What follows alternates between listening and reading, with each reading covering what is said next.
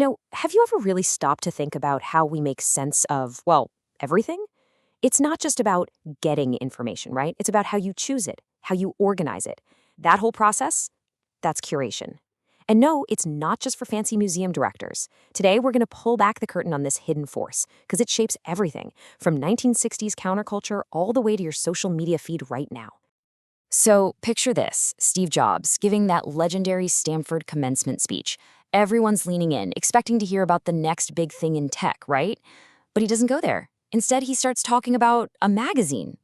A magazine he called one of the Bibles of his generation. And then he drops this bombshell. He says it was like Google, but in paperback, 35 years before Google was even a thing. I mean, wow, that just leaves you with one massive question. Seriously, how on earth could a paper catalog, something you can hold in your hands, feel like Google? The answer, and this is the really cool part, has nothing to do with circuits or code. It's all about the incredible, almost magical power of curation. To really get it, we need to travel back in time and check out this publication that totally defined a generation looking for a different way to live. And here it is, the Whole Earth Catalog, the brainchild of a guy named Stuart Brand. And listen, this was so much more than just a shopping catalog. It was this hand-picked treasure trove of tools and books and wild ideas. The whole point was to give people the power to build their own lives, to break free from the old way of doing things. It was, and I mean this, a total masterclass in how to pick and choose information to make something brand new and super, super useful. So the magic of the Whole Earth Catalog, it wasn't just some happy accident. There's actually a really powerful idea that explains it all, called the Curativity framework. And don't worry, it's super simple. It just breaks down any active curation into 3 basic building blocks. Let's dig into them. Okay, first up, you've got pieces. Just think of these as your raw ingredients, your Lego bricks, the basic stuff you start with. For the Whole Earth Catalog, a piece could be anything: a review of a book, a photo of a cool new tool, maybe a little how-to diagram. They're just the individual, scattered items you gather up. All right, so you have your pieces. Now what? Well, you need a container to put them in. This is whatever holds all those pieces together and gives them some shape. It sets the rules, the context. In the case of the Whole Earth Catalog, the container was, the actual physical magazine, the pages themselves. Today, a container could be your Spotify playlist, or a Pinterest board, or even a Zoom workshop.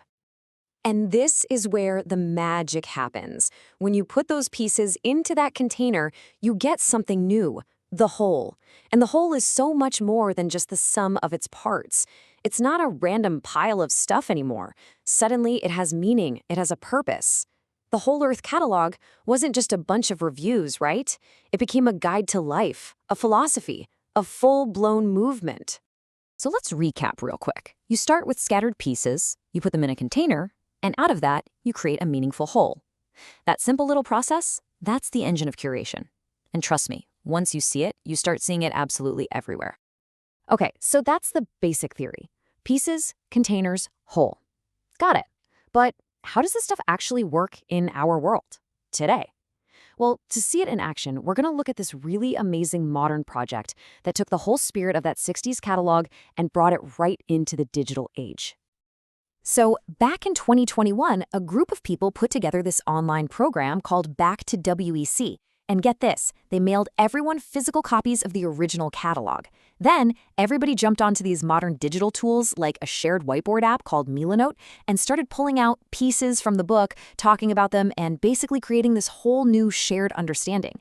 I mean, it is the perfect example of this theory in the wild.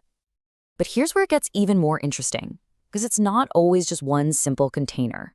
It's often got layers, like a Russian doll. In the Back to WEC program, you had what we could call the hard container. That was the tech, the Milani noteboard. But wrapped around that was a soft container. That was the social side of things, like the weekly Zoom calls, the themes for each week's discussion. You need both of those containers working together to create the real experience. And this also shows us that curation isn't just one job. It happens on different levels. Think of it like different roles in a play. First, you have the players, or the first-order curators. These were the participants, the ones actually digging through the catalog and picking out cool stuff. Then you have the facilitators, or second-order curators. They were the organizers who designed the whole experience, the container itself. And then way up top, you have the inventors, the third-order curators. These were the researchers looking at the whole project to come up with new ideas and theories. See how each level kind of creates the playground for the one below it? Okay, so we've seen how people curate inside a system, but here's a bigger question. What happens when our own acts of curation start to build the system? This whole idea explains something massive: how all our little habits online get noticed, turned into official features, and baked right into the platforms we use every single day. There's actually a roadmap for this, and it's called the 7 stages of transformation. Basically, this roadmap shows how some random, informal thing we do online becomes an official button. It all starts with us just becoming aware of an action and giving it a name, symbolization. Then we all start doing it the same way, proceduralization. Pretty soon, the tech companies notice and they turn it into a feature on their app. That's digitalization and platformization. And then the final stage is orientation, which is when the platform's design starts telling us how to act. I know that sounds a bit abstract, so let's use an example that I guarantee you've used 1,000 times. The perfect example? The retweet. Remember way back when? There was no retweet button. People just started manually typing RT and then the username. That was a user-made system. That's stages 1, 2, and 3 right there. Then, of course, Twitter saw what was happening and said, hey, let's just make a button for that. Boom, digitalization and platformization. And now? Now that little button completely shapes how we share information. It guides our behavior. That's orientation. Textbook case. So, we've gone from a 60s magazine to a modern workshop to the retweet button. And all of this leads to the most important point of all, the big takeaway. This whole idea of curation, it's not some high-level academic concept. It's a fundamental skill. It's something you, personally, are doing all the time. Yeah, I'm going to say it again because it's that important. Curation is not just for the pros. It is a core human skill, like walking or talking. Every single time you choose something, organize it, and try to make sense of it, whether you're picking articles to read, photos for an album, or songs for a playlist, you are curating. You're doing it. Think about it. You're a curator when you make that perfect workout playlist that gets you hyped. You're a curator when you arrange your vacation photos into an album that tells the story of your trip. Choosing what news to read? Curation. Deciding what slides go into your big presentation? Curation. Even just deciding who to follow online to craft your feed? Yep, that's you being a curator.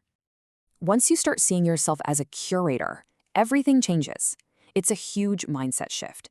You stop being just a passive consumer of all the information flying at you, and you become an active creator of meaning. It puts the power back in your hands. So I'll leave you with this one question. You are a curator. You have this power. What are you going to shape next?